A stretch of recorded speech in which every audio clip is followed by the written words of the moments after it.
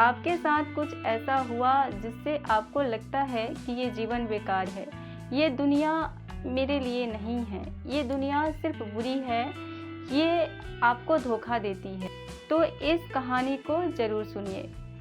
एक दिन प्रोफेसर कक्षा में आते हैं और छात्रों से कहते हैं कि आज आप लोगों की परीक्षा है। छात्र हैरान हो जाते हैं क्योंकि उनको पहले से कोई बताया ही नहीं था कि आज उनके परीक्षा होने वाली है। प्रोफेसर ने प्रश्न पत्र देते हैं।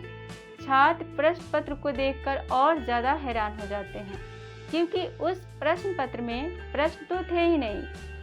प्रश्न के जगह पे एक जंगल का चित्र था जिसमें राक्षस था।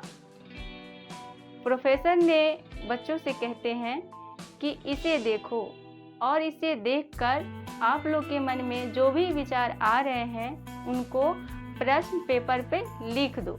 छात्रों ने उस पेपर पे अपने अपने विचार लिखना शुरू किए। परीक्षा के टाइम खत्म हुई, पेपर जमा कर लिए गए। सभी छात्रों ने उस पेपर में राक्षस के बारे में ही लिखा कि उसके आँख बड़ी बड़ी थी, उसकी आँख बड़ी बड़ी और लाल थी, उसके शक्ल डरावनी थी, उसके दांतें निकली हुई थी, उसके मुंह से आग निकल रही थी। प्रोफेसर ने कहा छात्रों से कि आप लोगों को आज मैं जीवन का एक बड़ा सा पाठ पढ़ाने वाला हूँ। सभी बच्चे ने सिर्फ उस राक्षस के बारे में ही लिखा। किसी भी बच्चे को तो खूबसूरत सा जंगल दिखाई ही नहीं दिया। नीले आकाश में उड़ते हुए खूबसूरत सा पक्षी किसी को नजर ही नहीं आई। मनमोहन रंग बिरंग के तितलियां फूलों पे बैठी हुई किसी को दिखाई ही नहीं दिया। सभी ने इस चित्र में बुरा देखा, अच्छाई तो किसी को नजर ही नहीं आई। यही तो होता है हमारे जीवन में, हमें सिर्फ और सिर्फ नकारात्मक ही दिखता है, अच्छाई तो दिखता ही नहीं है। अच्छाई तो हम देख ही नहीं पाते, अच्छाई तो हमको दिखाई ही नहीं देता है। दुनिया बहुत बुरी है, बहुत तकलीफ देती है, चारों तरफ धोखा है। इस सोच से हम कभी ऊपर तो उठते ही नहीं हैं।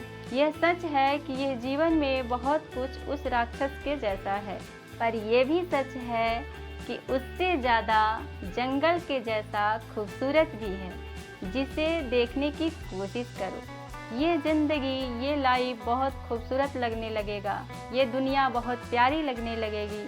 बस अपने नज़रिया के देखने का दायरा बढ़ाओ, खिड़की खोलो, प्रकृति देखो, आपको दूर दूर तक दिखाई देगा।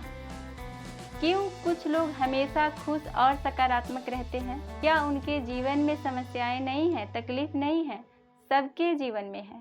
फर्क सिर्फ इतना है कि वो अपने दुखों पे विलाप नहीं करते, वो फोकस करते हैं अपनी खुशियों पे, अपने काम पे। इसलिए मैं कहूँगी, आप जिस भी सिचुएशन में हैं, आप किसी की सिर्फ बुराई मत देखिए, उसका अच्छाई भी देखिए।